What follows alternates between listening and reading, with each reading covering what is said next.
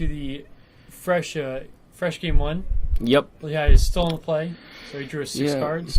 Lehigh draws 6. It looks like a pretty similar hand. I'm pretty sure we're going to see a crescent here, and indeed he drops the crescent.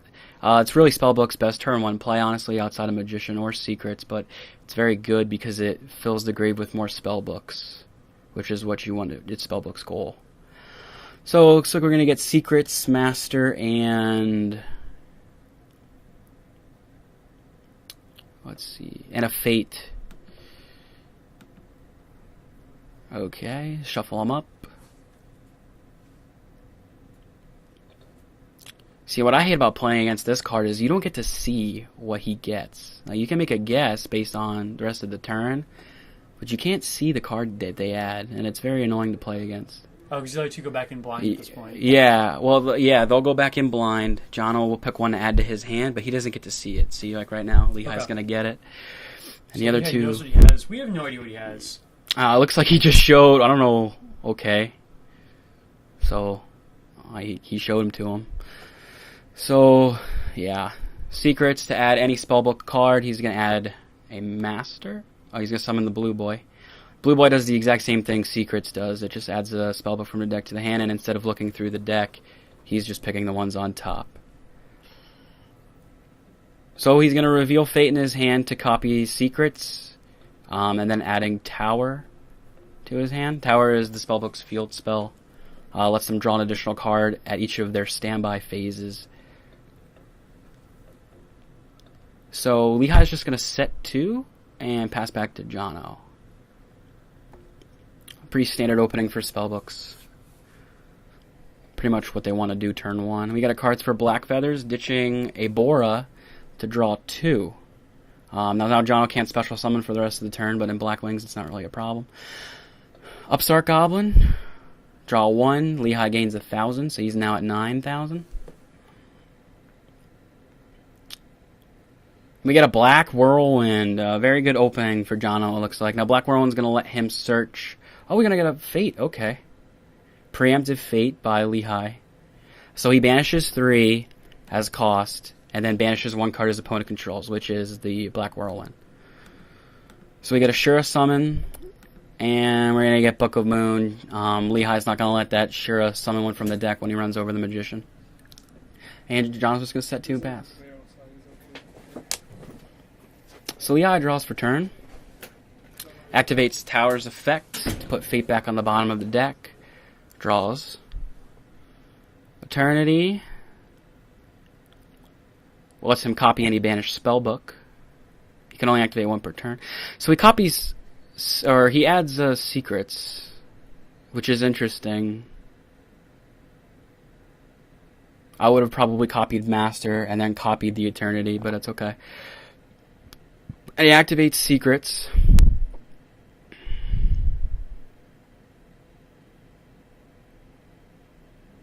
To add Master. Now, Master is a very important part of the Spellbook deck. If he controls a Spellcaster, which he does with Magician, he can reveal another Spellbook card in his hand, which he's doing right now as Life, to copy any normal spell in his grave. So, he's going to copy Secrets, it looks like. And looks like he's getting clarification for Bora's defense. So he just adds a Fate. He takes the safe route and takes Fate. Yes, Kevin, I probably would have taken Master there and copied Eternity because it would put an extra spellbook in the grave for Fate to be more alive. But, you know, Lehigh's been playing spellbooks longer than I have, so I'll give him the benefit of the doubt. So we get a normal summon of Kaiku. He's got to attempt to beat over the Shura. We're going to get a Fiendish Chain to negate the effect and the attack of the Kaiku. So, Lehigh is going to chain Spellbook of Fate, banishing 3 as a cost, which Jono now has to respond to before Fate resolves. Is it the second Fate or the same Fate? I believe that's he recycled Fate, so that because they're only allowed to play a 1 because we're playing 2014 format. Fate went to 1 on the last list. It was the only spellbook hit that Konami gave to them. controversial amongst the players. Some players think that the consistency should have been hit. Fate is definitely the best card in the deck. It is the power card. It is their only defense. So we're waiting on a response from Jono.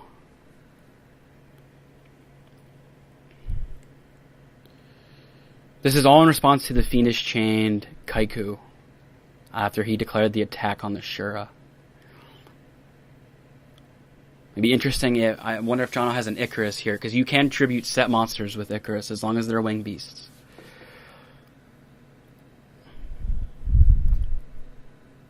Looks like Lehigh here at 9,000 life to Jono's 8,000. Lehigh has 3 cards in hand. Yeah. Jono has 2 or 3. Pretty much a parity board state, but Lehigh's had to banish spellbooks pretty aggressively all game. Yes. So it looks like he let the Fate resolve Jono, let Shura get banished, and then Spellbook Magician swung in for 500, putting Jono at 75 to Lehigh's 9,000. So it looks like play is passed back to Jono. He's going to normal summon a Sirocco, which is at 2,000, and he's going to attack over the Magician for 1,500. Putting life points at even. That's all he's got, so he passes back to Lehigh, and Lehigh's going to activate Tower to let him get another draw.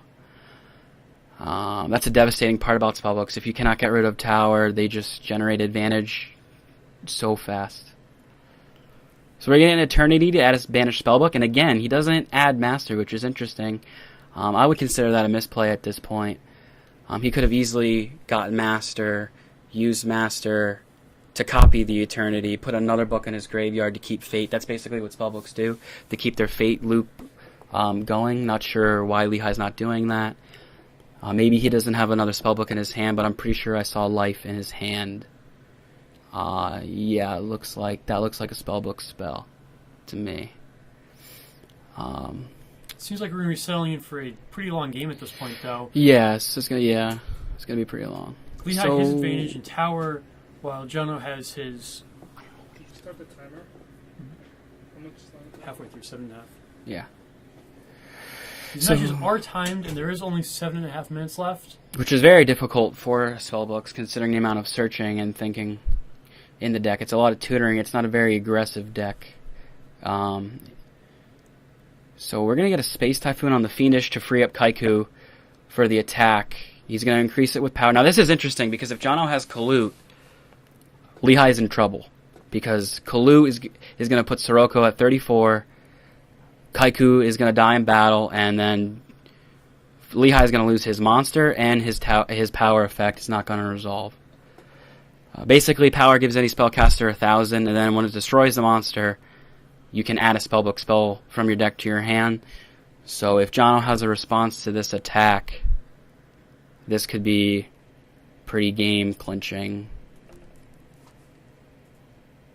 Just like a lot of plays in Yu-Gi-Oh! It's a gamble because you are playing into that back row. Yes, so we're going to get a Compulse, so that power's going to not resolve. Kaiku's going to go back to the hand, so it's not as devastating. Could have been worse, could have been a Mirror Force, a Deep Prison. So now at least Lehigh holds on to the Kaiku for now. At this point, Lehigh has no back row and only a tower. One set card. And it looks like he's got life in his hand. So Jono draws for turn. Yeah, I'm really unsure why Lehigh was not cycling his Masters and copying the Eternity. I'm going to have to ask him after the match.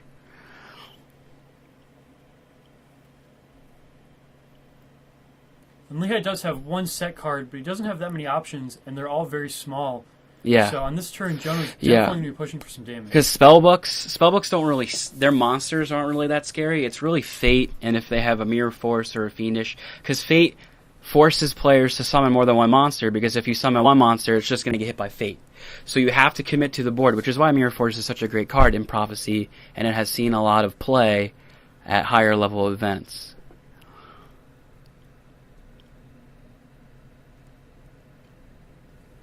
So it looks like Lehigh has Pot of Benevolence in his hand, which is a really interesting. Can't say I've ever seen that. So is it Jono? Jono's returning. What's happening here? I'm not sure. with the Sirocco. Oh, okay, maybe he's just checking his effect, his stats, maybe.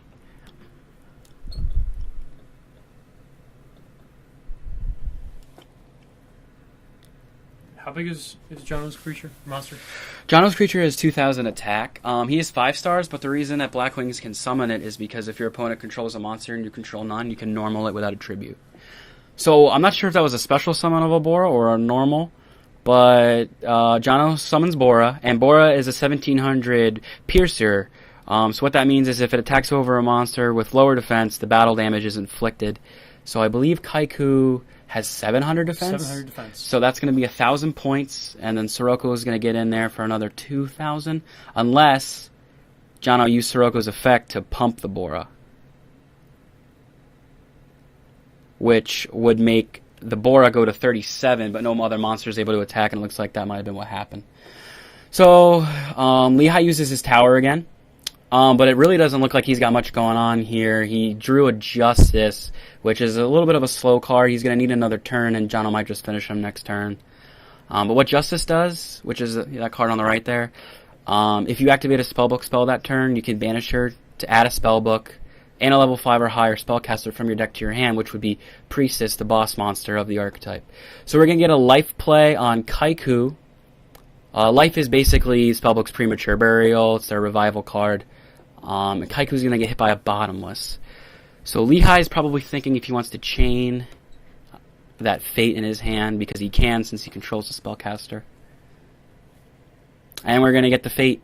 And he's going to pitch 2 as a cost. Now, if you pitch 2 for Fate, all it does is put a monster either face up or face down. So this is interesting. I'm not sure.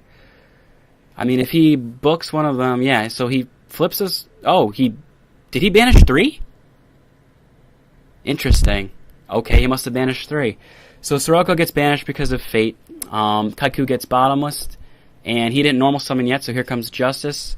And we're going to get a Justice effect, and if I can guess, he's going to add a Secrets. Or, okay, he must be out of them. He's going to add Eternity and Priestess. Yep. He still has to have 3 spellbooks to draw her. To summon her, though, because to her effect, special summon Priestess, you reveal 3 books in your hand and you can drop her. From the looks of Mike's hand, or Lehigh's, he only really has 2. So we're going to get Shura in there with Bora. And it looks like Jono does not have Kalu, because if he did, that would be game. Lehigh's going to be down to 1,000, which is actually very key, Mike, because if Lehigh was even at 800, Gaga Cowboy would be game right now. The whole duel would be over. You would just overlay for Cowboy in defense, activate its effect, and that's good game. So I'm not sure if I would Xyz here. Like I said, spellbooks kind of have a problem with more than one monster on the field. John's going to go for it, though. And he's going to make My Stroke. So he's walling up. Basically, if My Stroke would be destroyed, you can detach a material to prevent the destruction. So that's pretty good against Priestess, since Priestess can banish a spellbook from either the hand or grave to destroy a card. And it looks like Mike drew his 3rd. No, does he still only have 2? No, he's got 3 spells, but only 2 spellbooks. So the Priestess is pretty much dead in Mike's hand. So he plays Pot of Benevolence, and I'm not going to lie, I do not know what this card does. Mike has a tendency to play some tech choices in his decks. Let's go ahead and bring that up for you guys. Yeah. Pot of Benevolence. Select 2 cards from the graveyard, shuffle them into their owner's decks. After activation, remove this card from play instead of sending it to the graveyard. You can only activate one of these a turn. Okay. So it's very similar to the Transmigration Prophecy, which is at 1, which is a trap, so it's a little slower. You have to set it, but it does basically the same thing outside of it not banishing itself. So I'm not sure what he put back, but we're going to get an Eternity play here to add a banished spellbook, and now he adds the Master. Okay. So now he's going to probably use the Master. No, he's not going to use Master. He's going to use Secrets. Okay.